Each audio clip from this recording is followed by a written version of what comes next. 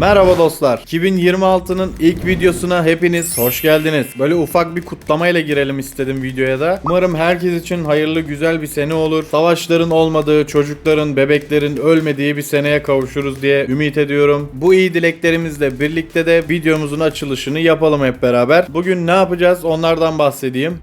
Bence Minecraft'ı hardcore oynarken iksirler oyunun olmazsa olmazı. Ben de sık sık kullanıyorum. Bu işi de otomatik bir sisteme çevirmek istiyorum. Bu bölümde ise iksirler için eksik olan farmlarımızı tamamlayacağız. Asansörle indiğimiz bodrum katımıza yeni bir mini farm ekleyeceğiz. Ve iksirleri yapmak için yakıt olarak kullandığımız blaze çubuklarının farmını yapacağız. Benim için yorucu bir video oldu ama sonucu çok iyi oldu. Umarım sizler de beğenir ve eğlenirsiniz. Lafı daha fazla uzatmadan her zaman dediğimiz gibi hadi işe koyulalım. Evet dostlar, ilk olarak mini farmı kurmak için bu depolamadan birkaç malzeme alacağım. Onları bir halledelim. Bize karpuz ve kabak tohumu lazım. Güzel. İkisinden de yeteri kadar var. Maden arabası lazım. Bunu daha sonra Hunili maden arabasına çevireceğim ben. Birkaç tane tuzak kapısı alalım ama hangisinden alalım? Turuncu alalım. Aynen. Biraz yeşil terakota alıyorum. Biraz da turuncu alalım. Bunları da süslemek için falan kullanabiliriz. Cam da alalım. Cam lazım olur. Tamam. Şimdi şuradaki çiftçilere gidelim de oradan çapa alalım. Selam dostum, şu çapayı alabilir miyim? Alamaz mıyım? Tamam. Getireceğim bunu. Şey yapmayın çok. Şuradan asansörle bir inelim bakalım mini farmların yanına. Nereye yapalım ona bir karar vereceğiz. Direkt burası olabilir aslında. Bu tarafa bir bakalım. O tarafı doldurmadan buraya ilerlemeyelim demiştik. Orada da şu girişte yer var gibi duruyor. Buraya yapabiliriz aslında. Bir açalım bakalım. Hayda. Burası da boşluğa denk geldi. Bir de arkasında da farm var. Buraya yetişebileceğiz mi? Sayalım şöyle kaç blok var? 6. Mümkün değil, yetmez burası. Böyle bu tarafa doğru yaparsak yetebilir aslında ama neresi kurtarıyor biliyor musunuz? Şurası kurtarıyor. Aynen, kapat abi burayı. Burası bizim işimizi görür. Burada ufak bir kazı çalışmamız olacak tabii ki. Evin ortasında fenerimiz var. O yüzden çabukluk 2 etkimiz var. Burayı hızlıca bir kazıyım hemen ben.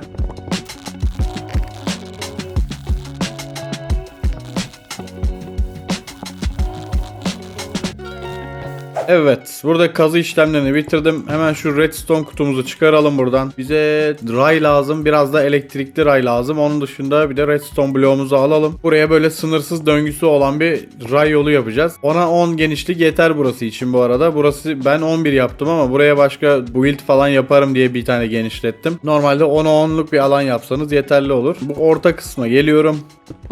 Böyle çiftli sandıklarımı atacağım. Onlara da hunilerimi bağlıyorum bu şekilde. Maden arabası buradan geçerken topladığı malzemeleri direkt bu hunilerle sandığa aktaracak böyle. Buraya bir redstone bloğu atıp şöyle elektrikli raylarımızı koyarsak burada böyle gidip gelir sürekli. Aynı şekilde bu dönüş kısımlarına da yapalım. Daha sonra şu ortayı açsak böyle bir sıra ve oraya redstone bloklarını doldursak böyle 3'er tane de elektrikli ray çeksek tamamdır. Bu bizim işimizi görür artık. Şimdi geri kalan her yeri normal ray ile dolduracağım.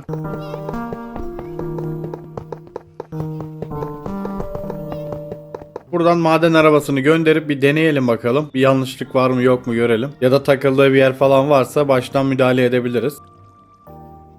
Gayet güzel. Hemen bu köşeden başlatıyorum. Buraya 9'da 9'luk bir toprak döşeyeceğiz. Bu altta maden arabası gidecek. Bir blok üstünü böyle toprakla dolduracağız. 2, 3, 4, 5, 6, 9. Tamam. Şimdi ölçümüzü belli ettik. Tamam mı? Bu köşeye bir tane işaret attım. Bir tane de bu köşeye işaret attım. Ve bu alttaki toprakları kaldırıyorum. Burası tarım arazisi. Burası boşluk olan kısım. Burası da pistonların duracağı yer. O yüzden bir blok daha üstüne atıyorum. Ve bu aradaki 2 bloğu kaldırıyorum. Her bir toprağın üzerine denk gelecek yere, yani tarım arazisi yapacağımız yere değil, boşluğa denk gelecek yerlere pistonlarımızı yerleştireceğiz. Bunları ben önceden hesaplayıp bu şekilde yapıyorum. Daha kolay oluyor. Öbür türlü çünkü bunları aşağı baktırması falan çok uzun iş. Yorar yani, bilginiz olsun. Bu şekilde yapmanızı tavsiye ederim. Yine de sizin bileceğiniz iş tabii.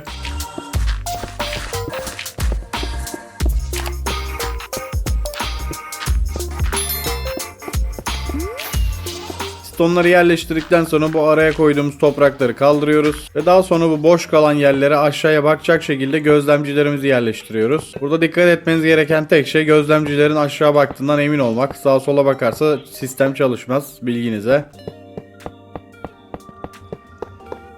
Daha sonra bu her bir gözlemcinin üzerine bir tane kızıltaş tozu bırakıyoruz.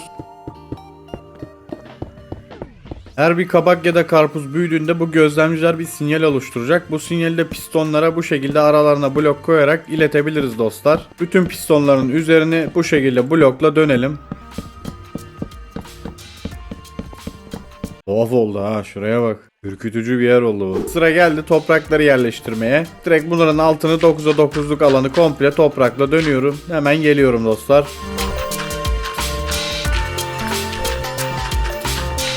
Şimdi bütün toprakları dizdikten sonra buradan sayıyorum. 2, 3, 4, 5. bloğa geldim. Buradan içeri hemen süzülüp girelim. Ve buradan da ortaya doğru yine 5. bloğa geliyorum. 2, 3, 4, 5. Burası benim farmımın merkezi. Her taraftan şu an 4'er blok boşluk kalmış oldu. Ve buraya bir kova su yerleştireceğiz. Alttaki rayları falan bozmamak için buraya bir tane merdiven koyup merdivenin içine suyu yerleştiriyoruz. Artık burayı tarım arazisine çevirebiliriz. Tam böyle bunun köşesinden çapraz bir şekilde gidiyorum. Daha sonra da her bir tarım arazisinden sonra bir boşluk bırakıyorum ve yine burayı da kazıyorum bu şekilde.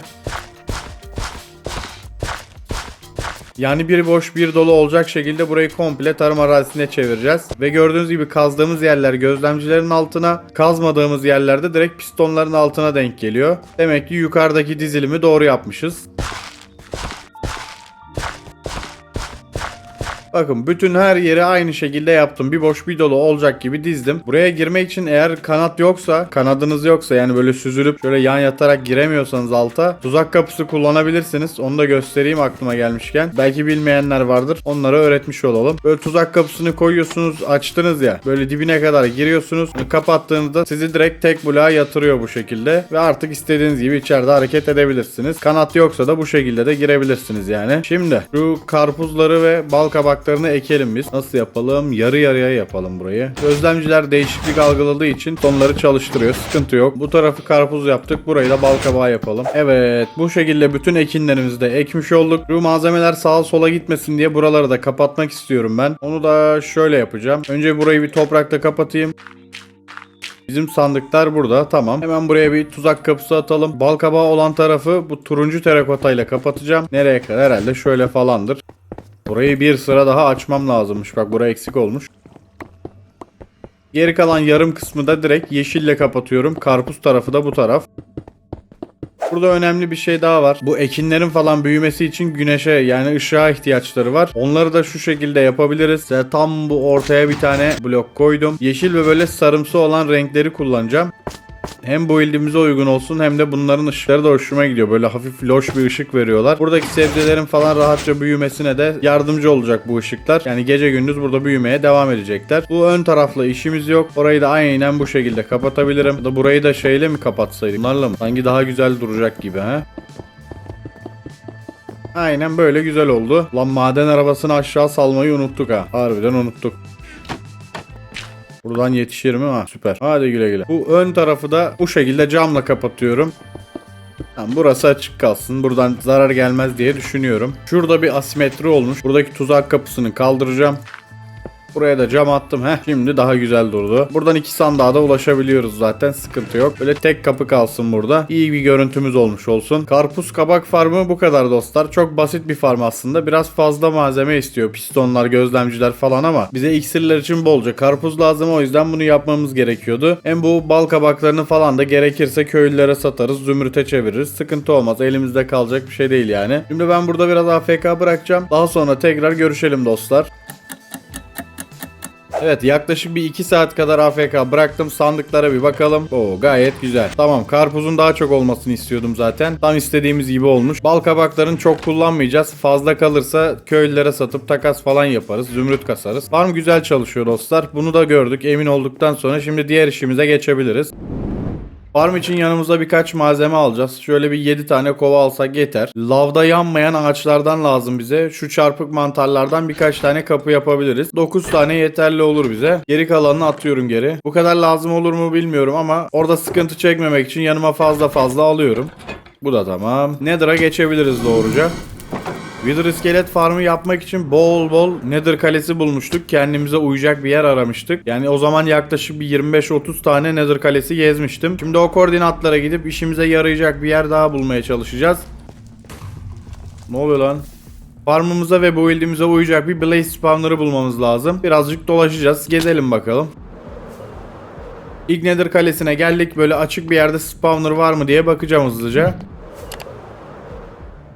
Evet, burada yok gibi görünüyor. Burası uymadı. Aramaya devam. Burası güzel gibi. Buranın koordinatını bir kaydedelim. Birkaç yer daha arayacağım. Daha iyi bir yer bulamazsak buraya tekrar geliriz. Bir kale daha. Şurada açık bir spawner var aslında ama bu kenarlara falan çok yakın, orası olmaz. Yok, burası kötü. Burası oradan daha da kötü. Yani burada alan açmak falan bayağı bir eziyet olur. Ekstra bir de magma küpleriyle de uğraşırız. O yüzden hiç gerek yok kendimizi kasmaya. Düzgün bir yer bulacağız bence. Yeni mekana geldik. Hop, şöyle bir müsaade edin. Bir durun, video çekiyoruz burada. Bir durun. Dur lan. Oha. Hem burada hem de şurada güzel bir spawner var. Şu direkleri yok ettiğimiz zaman etraf bomboş oluyor aslında.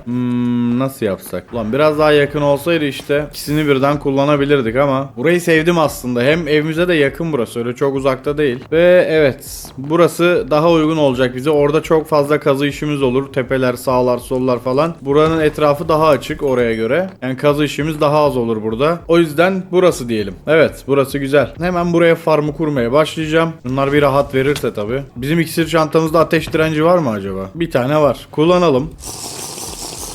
İlk önce bunun üstünden 2 blok atalım. Şöyle yüksekliğimiz 2 blok olacak. Derinliğimiz ise 6 blok olacak. 1 kırdık. 2, 3, 4, 5, 6. Belli olması açısından şuraya bir işaret atayım. Bu ne? Ya buraya nasıl geldin hemen be? İskeleyle tekrar yukarı çıkıyorum. Oğlum bu spawner çok iyi çalışıyor yalnız. Güzel bir yer bulduk. Her bir kenara da 4 blok gideceğiz.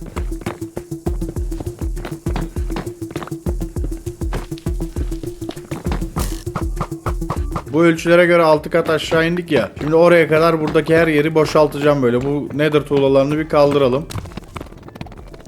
Bu alanı bir açtım. Bakın 6 blok buraya kadar geldim ya. Şimdi zemini ayarlayacağım. Buradan böyle 4'e 4 hizalayarak yapabilirim. Hemen bu aradaki boşlukları da dolduruyorum hızlıca.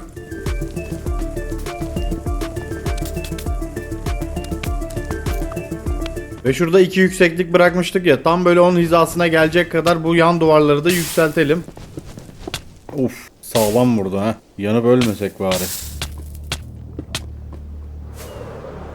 Oha, ne olmuş lan burada? Şöyle bir uzaklaştım, bura temizlensin. O neydi lan öyle? Her çeşit yaratıktan 10'ar tane dolmuş.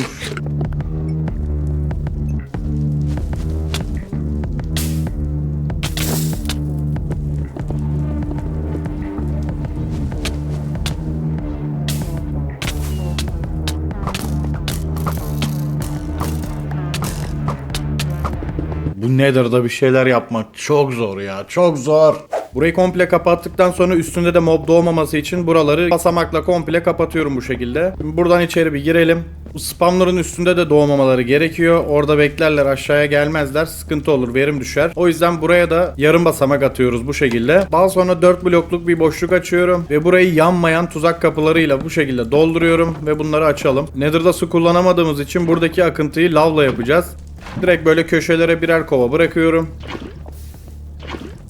Buradaki akıntımız hazır. Bu şekilde mobları direkt ortaya alabileceğiz. Buraya aşağıya da şimdi öldürücü sistemimizi kuralım. Şu alanı biraz genişleteceğim. Çalışacağız çünkü buralarda sıkıntı yaşamayalım. Düzenlemesini daha sonra yaparız. Redstone sandığımızı alalım. Bize gözlemci lazım. Piston, bir tane şalter ve 4 tane de redstone meşalesiyle işimizi halledebiliriz. Buraya her zaman kullandığımız trident öldürücüyü kuruyorum. Bunu artık göstermeye gerek yok diye düşünüyorum. Bütün farmlarda bunu yapıyoruz zaten. Bunu kurduktan sonra hemen bir blok daha derine iniyorum ve buraya çamurlarımızı yerleştiriyorum. Bunların altına huni koyacağız. Çamurların üstünden huniler direkt malzemeleri çekiyor.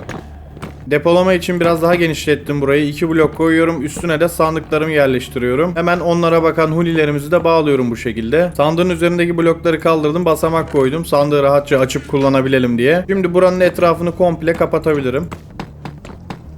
Farmı başlatacağım. Denemek istiyorum. Bu etrafındaki meşaleleri kaldırdım.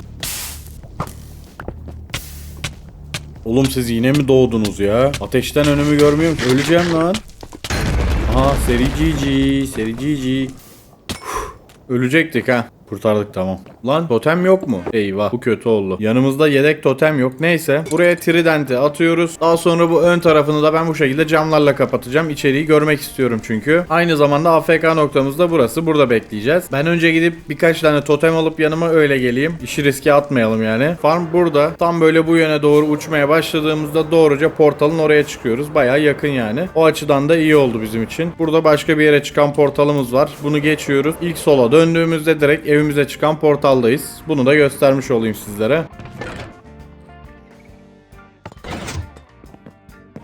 Tekrar farm'a geldim. Yukarıda spawn olanlar lav akıntılarıyla beraber bu ortaya inecekler. Ve burada otomatik öldürücüyü başlattığımızda gördüğünüz gibi direkt hasar almaya başladı. Ve yukarıdan yenisi spawn olup aşağıya geldi. Buradaki verimi arttırmak için elinizde yağma 3 basılı bir kılıç tutmanız yeterli olur. Veya mızrak da tutabilirsiniz. Yağma 3 basılı olsun yeter ki. Böyle hasar alıp yukarı kaçsalar da eninde sonunda aşağı iniyorlar. O açıdan sıkıntı yok. Ve malzemeleri de direkt böylece aşağıdaki sandığa alabiliyoruz. Güzel. Farmın çalıştığından emin olduk artık. Farmda bir sıkıntı var mı diye bir 10-15 dakika kadar AFK bıraktım burada. Buraya moblar biriktiği zaman nasıl oluyorsa bu pistonlar gözlemcileri itiyordu. Bu sorunu da şu arkalarına, bu gözlemcilerin hemen yanlarına daha doğrusu birer tane obsidyen koyarak çözebildim. Yani nasıl, bunları blok olarak mı sayıyor oyun, nasıl yapıyor, bunlar niye itiliyor onu anlamadım ama çözümünü bu şekilde buldum dostlar. Bu farmı yapacak olursanız siz de baştan bu şekilde yapın. Daha sonrasında uğraşmayın. Bakın içeri doldukları zaman görüyor musunuz? Şu an pistonların çalışmasını bile durduruyorlar. Yani tam blok gibi davranıyor oyun bunlara nedense. Ama arada bir uçtukları için burada bir yer açılıyor ve öldürmeye devam ediyor sistem. Yanındaki obsidyenler sayesinde de gözlemciler olduğu yerde duruyor. Mecburen bu şekilde yapacağız. Bu obsidyenleri koyduktan sonra bir sıkıntı yaşamadım. Farm gayet iyi çalışıyor. Buraya 16 tane emine biz atmıştık. Bunu saymasak bir 10 dakika 10-15 dakikada bir stack topladık bile burada. İşimizi fazlasıyla görecektir. Yavaş yavaş buranın build'ini yapmaya geçelim. Malzemelerimizi toplayalım. Daha sonra tekrar görüşelim dostlar. İlk olarak bize biraz terakota lazım. Yani biraz derken yüzlerce terakota lazım. Önce onları gittim ayarladım. Lazım olan renklerinde boyayıp sandığıma attım. Daha sonra saatte 30.000 kadar yün kasabildiğimiz mini yün farmımıza gittim ve yünlerimizi de tamamladım. Her build'imizde olduğu gibi yine renkli betonlara ihtiyacımız vardı. Beton fabrikamıza gittim. İhtiyacımız olan betonları direkt shulker'a doldurdum. Eksik olan beton tozlarını da çoğalttıktan sonra direkt betona çevirip hepsini shulker'larıma doldurdum. Her zamanki gibi yüzlerce hatta binlerce beton gerekiyordu. Bunları tamamladıktan sonra farmı kuracağımız yere geçecektim ki bir şeyin eksik olduğunu fark ettim. Bu itlerde kullandığım pürüzsüz taşlardan yanıma almamıştım. Direkt depoya gittim ama depoda da maalesef kalmamış. Direkt taş farmına gittim. Oradan taşları alıp otomatik ve dev fırınımıza gidip burada taşları pişirdikten sonra doğruca farmı kuracağımız yere gitmek için Nether'a geçtim. Bu ilde başlamadan önce şu çevremizdeki yerleri hemen basamaklarla kapatacağız. Yoksa burada rahat bir şekilde bu ildimizi yapamayız. Gördüğünüz gibi bak ta nereden atıyor. Bu tarz zor bölgelerde çalışırken görünmezlik iksiri kullanıyorum ben. Bu sayede moblarla da uğraşmak zorunda kalmıyoruz. Hemen biraz basamak üretiyorum ve buraları kapatmaya başlıyorum dostlar.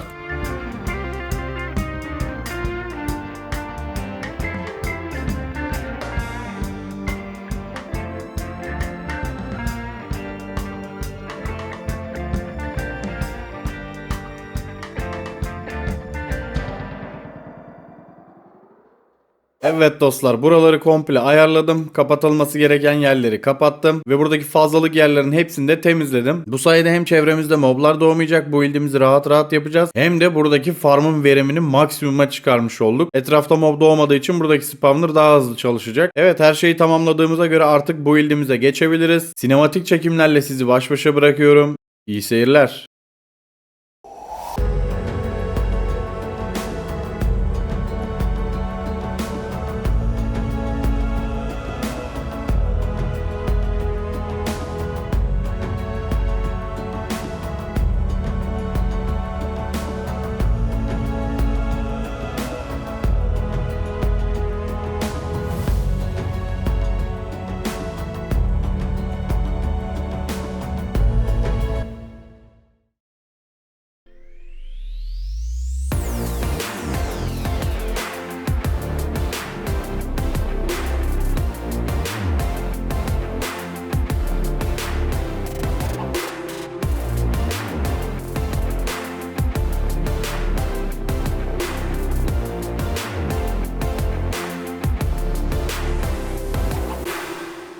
Evet dostlar, bu build'imizi de bitirdik. Blaze farmına tabii ki Blaze heykeli iyi giderdi ve o şekilde yaptık. Umarım sizler de beğenmişsinizdir. Yapacağımız son bir iş kaldı. Bunu kayıtlardan önce yapmadım. Çünkü çirkin görünecekti. Bu şekilde daha güzel görünüyor. Buralarda mob spawn olmaması için bu heykelin üstünü falan, işte bu Blaze çubuklarını vesaire hepsini halıyla kaplayacağız komple. Farmın verimini mümkün olduğunca üst seviyeye çıkarmaya çalışıyorum bu şekilde. Hem de orada AFK beklerken başka moblarla uğraşmamış oluruz. 2 stack yün getirdim ama buraya yetmeyecek herhalde ha. Hiç öyle hesaplamadım. Kafadan öyle aldım 2 stack geldim. Bir şu aşağıdakiler kaldı. Herhalde yettireceğiz. Aynen. Her yere yetti. 18 tane arttı bile. Bizim eve giden portalımız bu tarafta. Oradan geldiğimizde direkt farm bizi bu şekilde karşılıyor. Ve AFK noktamız bu alt taraf. Buradaki Nether kalesini komple yok ettim. Ve farma uygun olması için de buraları kırmızı camlarla kapattım. Farmı buradan başlatıyoruz. Ve sandığımız burada. Malzemelerimiz direkt buraya gelecek. Biz de aynen bu şekilde burada AFK olarak bekleyebiliriz. Bu obsidyenler biraz çirkin duruyor burada ama bunları mecbur koyuyoruz. Sebebini anlatmıştım size zaten. Yoksa bu gözlemciler itiliyor falan. Buradaki sistem bozuluyor. Bu obsidyenler bu şekilde kalacak. Onlara yapacak bir şey yok. Yukarıda blaze'ler spawn oldu bile. Ateşin akıntısıyla geliyorlar ortaya ve bu aşağı indikleri zaman da bu şekilde direkt burada otomatik olarak öldürülüyorlar. Farmımız gayet güzel çalışıyor. Nether'da bir şeyler yapmak, farm kurmak vesaire gerçekten zor. Çünkü diğer moblarla da çok uğraşmanız gerekiyor. Burada da hem farmı kurarken hem de çekimleri yaparken bayağı bir zorlandım. 7-8 saatim falan geçti buralarda bu farmı yapmak için bu build ile beraber. Bu bölümlük bu kadar olsun. Videoyu beğendiyseniz beğenmeyi, kanala abone olmayı ve bildirimleri açmayı unutmayın dostlar. Gelecek bölümlerde görüşmek üzere. Kendinize iyi bakın. Hoşça kalın.